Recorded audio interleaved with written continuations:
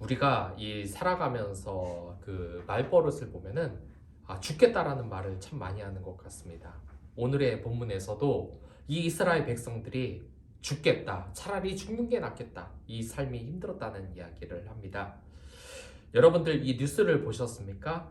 우리에게는 죽는 것이 아니라 산다는 욕망이 있기 때문에 늘 잘 사는 것, 부자가 되는 것에 관심이 있지 않습니까?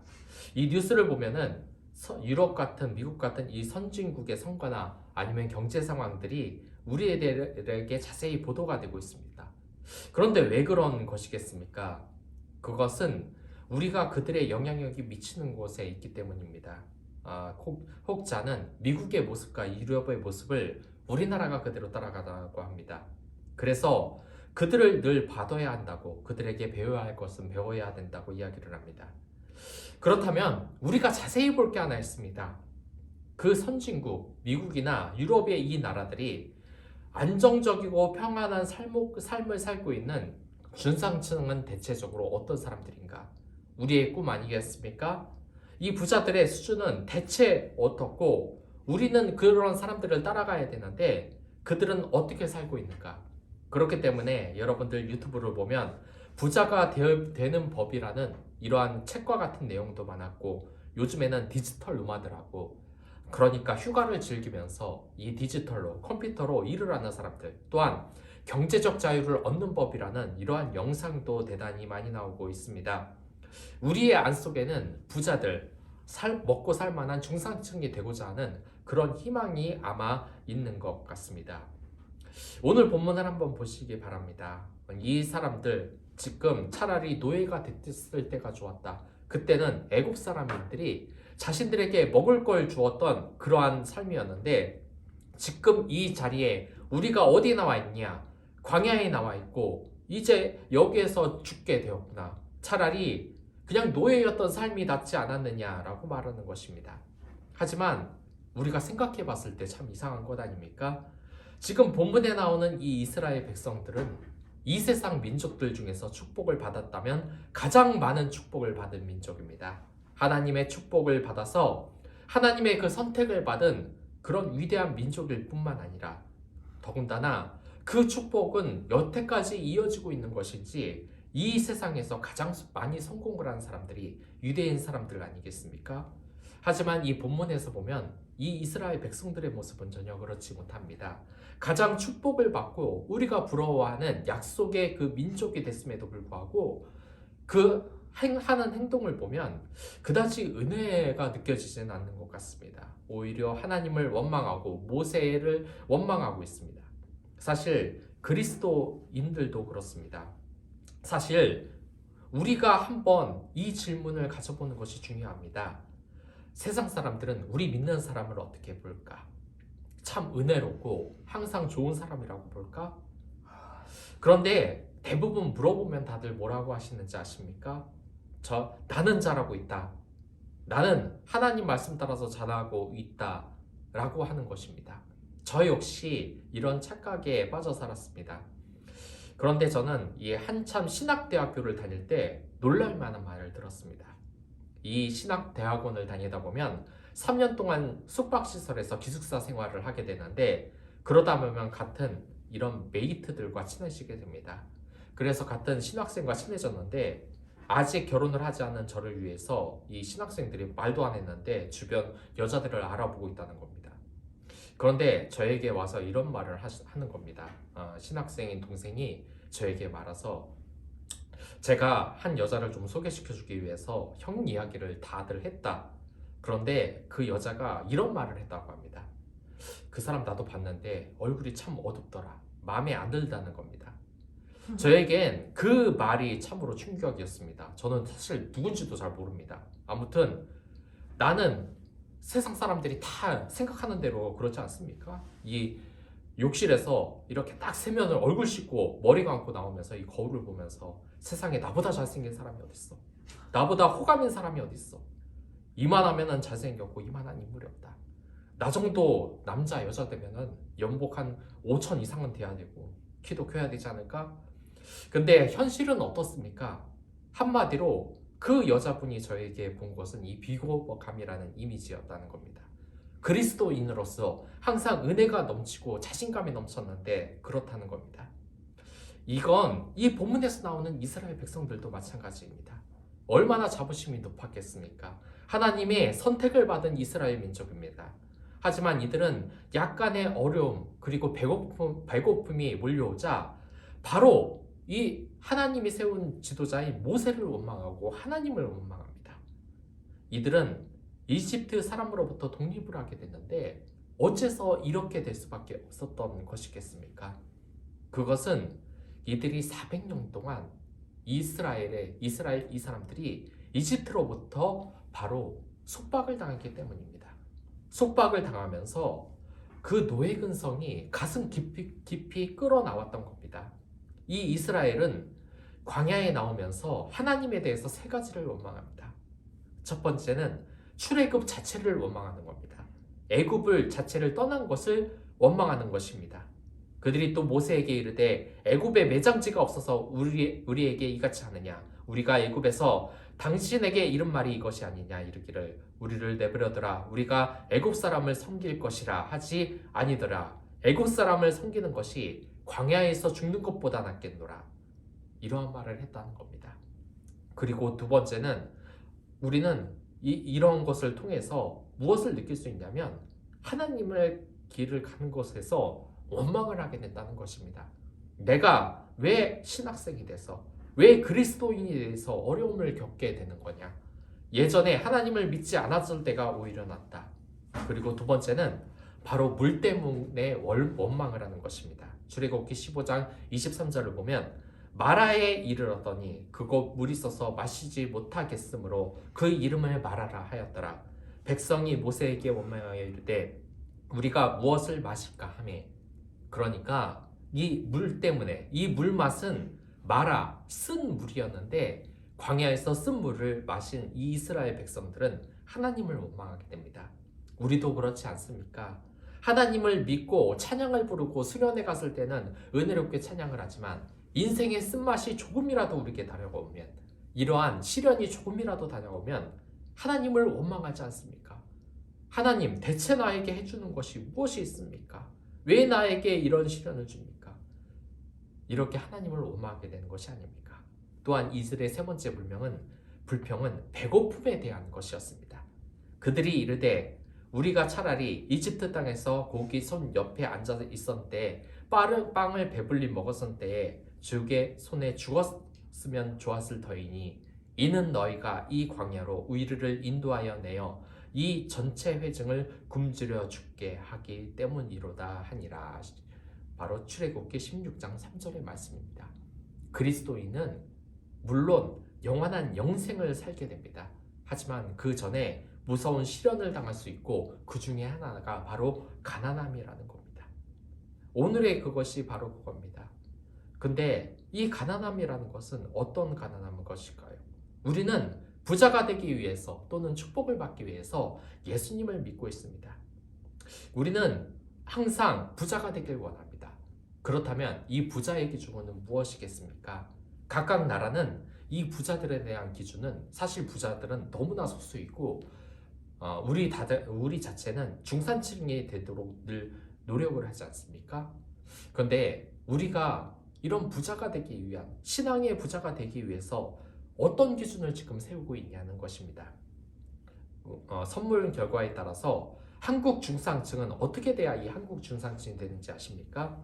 일단 부채가 없고 30평 아파트에 살고 월급이 500만 원 이상 되며 자동차는 2000cc급 그러니까 소나타 같은 중형차 이상을 타며 통장 잔고에는 1억 이상을 보유해야 되며 해외여행은 1년에 몇 회 이상 다닐 수 있는 사람이 바로 한국 중산층이라는 겁니다. 우리가 꿈꿔온 바로 그 사람들 아닙니까? 근데 다른 나라의 중산층은 약간 다릅니다. 미국 중산층은 미국 공립학교가 제시했는데 첫째, 자기 주장이 떳떳하고 사회적인 약자를 도와야 하며 부정과 불법에 저항하고 그의 태입을 위해서 정기적으로 비평지가 놓여있는 사람을 중산층으로 부른다는 것입니다. 우리가 생각하는 중산층과 아예 다릅니다. 또한 옥스퍼드 대학이 제시한 영국 중산층은 페어 플레이를 할 줄 알고 자기 주장을 확실히 하며 신념을 가지며 나만의 독선을 지니지 말고 약자를 두둔하고 강자에 대응할 것, 불의, 불평, 불법에 유연하게 대처할 것을 이 조건을 만족하는 사람을 중산층이라고 합니다. 또한 이 조르주 퐁티뷰 전 프랑스 대통령이 제시한 프랑스 중산층의 기준은 외국어 하나 정도는 구사하며 참 이건 힘든 거죠. 일단 두 번째로 한 가지 분야 이상의 스포츠나 악기를 다룰 것. 세 번째로 남들과 다른 맛을 낼 수 있는 별미 하나 정도를 만들어 손님을 대접할 줄 아는 것. 네 번째로 사회 봉사단체에 참여해 활동할 것. 다섯 번째로 남의 아이를 내 아이처럼 꾸짖을 수 있을 것이라고 합니다. 이것을 보면 무엇을 생각합니까?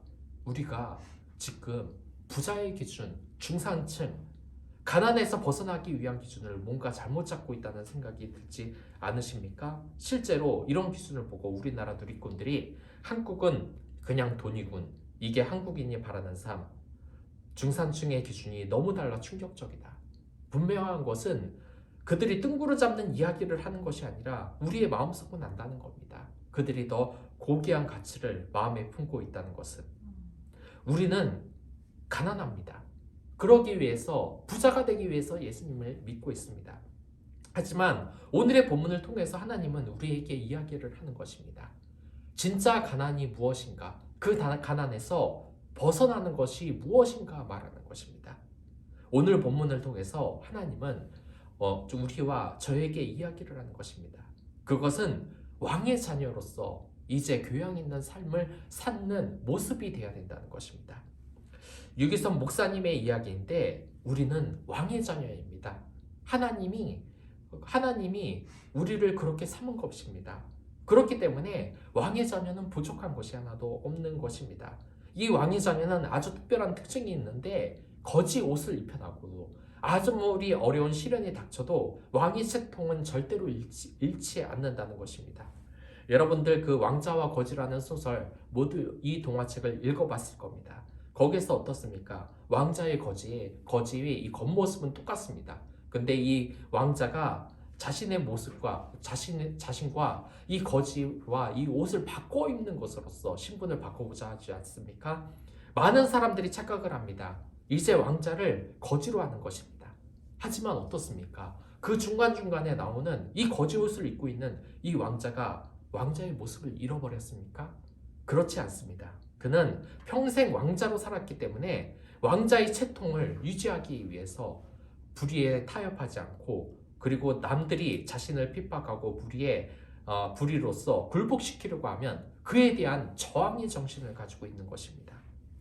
당연합니다. 평생 왕으로 살아왔기 때문입니다. 제가 말하고 싶은 것은 이런 것입니다. 여러분이나 저나 왕의 채통으로서 살아가는 사람입니다.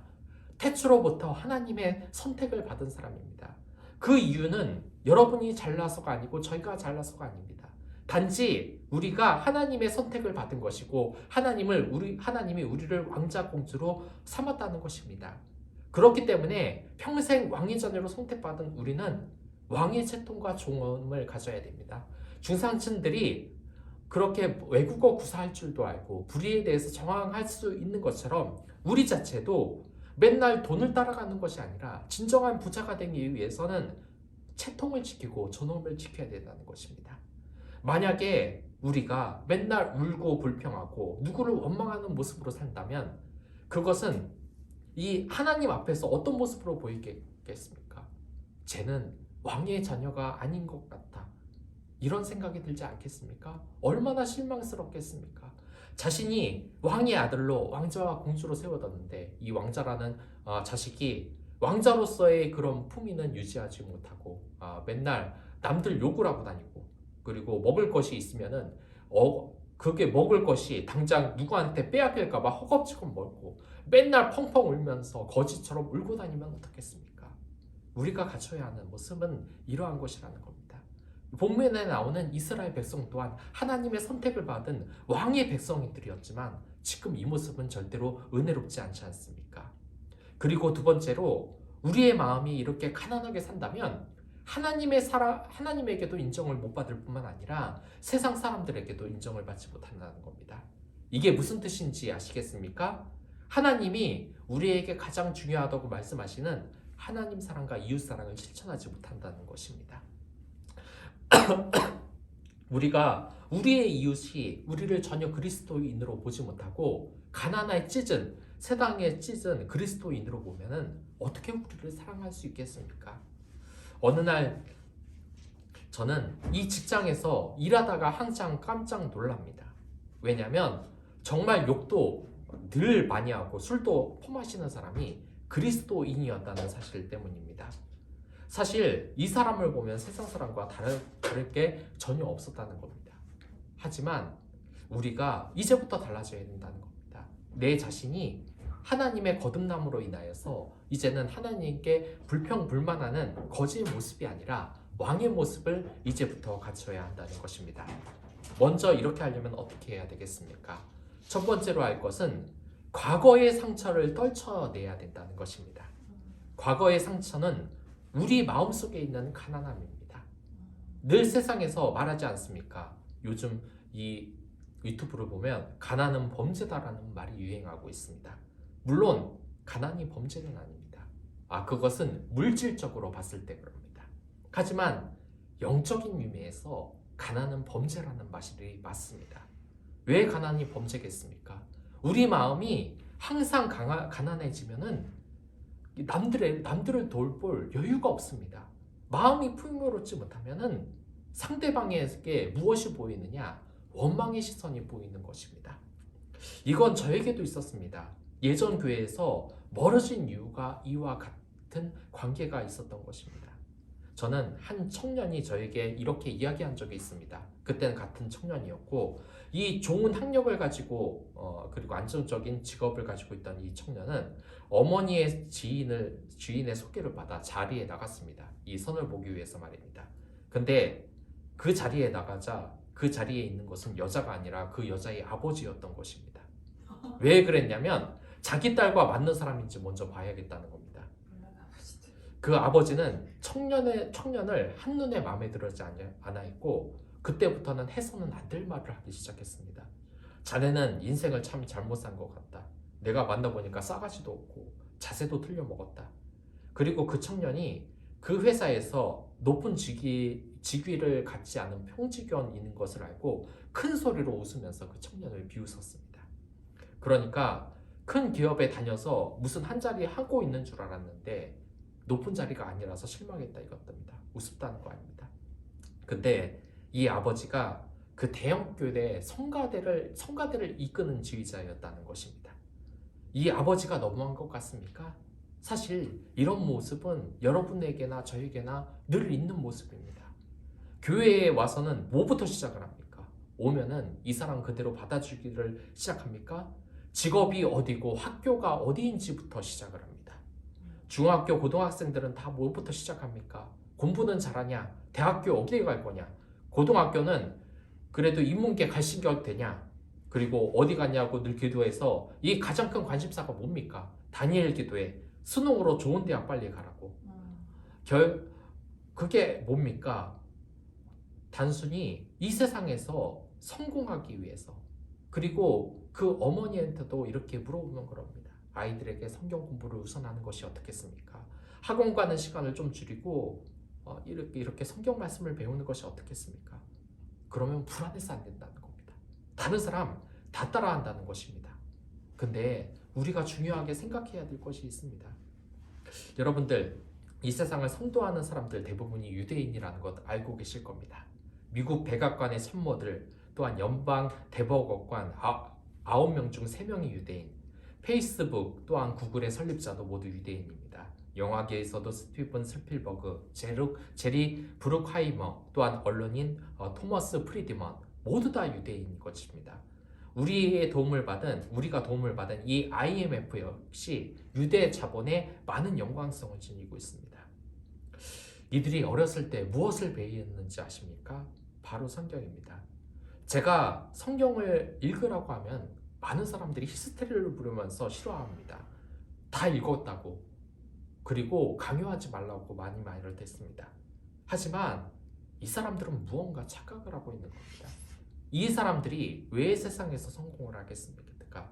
그것은 이 성경에 세상의 지혜가 다 들어있기 때문입니다. 성경을 통하여서 무엇을 알 수 있는 겁니까? 제가 몇 년 전에 TV 프로그램을 하나 본 적이 있습니다. 근데 그 TV 프로그램에서 제목이 뭐였냐면 그것은 히든 싱어라는 프로그램이었습니다. 이 프로그램은 어떻게 시작을 하냐? 진짜 가수와 그 진짜 가수의 목소리를 따라가는 모창 가수들이 커튼 뒤에서 노래를 부릅니다. 그래서 누가 진짜 가수인지 맞추는 프로그램입니다. 근데 이 목소리를 들어보면 정말 놀랍습니다. 목소리가 진짜 가수와 다 똑같기 때문에 이 진짜 가수를 도저히 맞출 수가 없는 프로그램입니다. 근데 다 똑같다고 어떻게 저렇게 똑같이 따라할 수 있느냐고 감탄을 하는데 이 프로그램이 끝난 후에 모창 가수와 진짜 가수의 삶은 완전히 달라집니다. 진짜 가수는 어떻습니까? 계속해서 유명세를 타고 이 세상에 인정받는 모습을 보입니다. 하지만 모창 가수는 이 프로그램이 끝나면 아무의 관심을 받지 못하는 것입니다. 왜 그렇습니까? 자신의 개성을 나타내지 못하고 남을 따라하는 삶을 살기 때문입니다. 근데 우리의 모습이 이런 것이 아니겠습니까? 어쩌면 우리는 진정한 가치인 성경을 읽고 기도를 하는 이 고귀한 것은 제쳐두고 자녀를 모창 가수로 기르기 위해 노력하고 있는 것은 아니겠습니까? 평생 남들이 좋은 학력, 돈을 많이 모으는데 열심히 투자해서 그곳에 말을 한다는 것. 또한 모든 것을 해로 여김은 내 주 그리스도 예수를 아는 지식이 가장 고상함을 인함이라. 내가 그를 위해서 모든 것을 잃어버리고 배설물로 여김은 그리스도를 얻고. 빌립보서 3장 9절의 말씀입니다. 이제부터 가난은 범죄라는 것을 아시기 바랍니다. 물론 물질적인 가난을 말하는 것이 아니라 영적인 가난을 말하는 것입니다. 그 교양을 갖추기 위해서는 성경을 읽어야 됩니다. 성경에는 우리가 사는 모든 지혜의 말씀이 다 들어있습니다.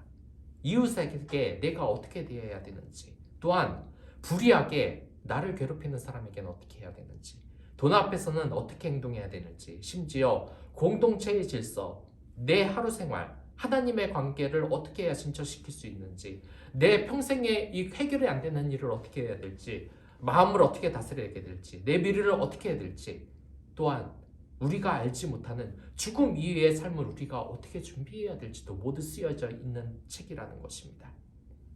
가난은 범죄다. 이 말을 여러분들 기억하시기 바랍니다. 그리고 풍요로움은 은혜라는 것을 생각해 보시기 바랍니다. 이제부터 왕의 자녀로 살아보는 것이 어떻겠습니까? 왕자와 거지라는 그 동화를 보면 왕자인 이 사람은 비록 초라한 옷을 입고 있어도 거지 사회에서 불의를 보고 참지 못하고 자신의 교양을 끝까지 잃지 않는 모습을 보입니다. 저도 이 직장을 보면 깜짝깜짝 놀라게 하는 사람들이 있습니다. 왜냐하면 늘 힘든 일을 하면서도 이 얼굴에는 미소가 끊이지 않고 다른 사람을 배려하는 그 사람들을 보면 제가 목사라도 또한 이 그리스도인이라도 정말 배울 게 많다는 생각이 듭니다. 이제부터는 이러한 교양을 쌓는 것이 어떻겠습니까? 분명한 것은 여러분이나 저나 광야의 한복판에 있다는 것입니다. 그냥 남을 원망하는 이스라엘 백성들보다는 하나님의 음성을 듣고 또한 자신의 인격을 고귀하게 성장시키는 모세와 같이 한번 살아보는 것이 어떻겠습니까?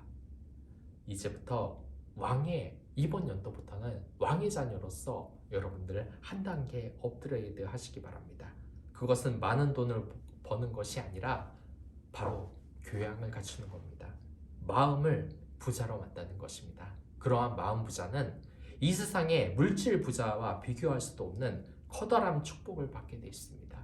바로 영원한 하나님 나라로 들어가는 것입니다. 그러한 축복이 여러분들과 저에게 있습니다. 그러니 이 세상에서 죽고 싶다는 말이 어떻게 나오겠습니까? 죽지 못해 산다는 말이 어떻게 나오겠습니까? 이 자리에 있는 것도 우리가 이러한 왕의 자녀로서 누리고 있는 이 행복감을 주변 사람들에게 알리기 위한 것이 아니겠습니까? 이 사람들에게 사랑을 전하십시오. 복음을 전하십시오.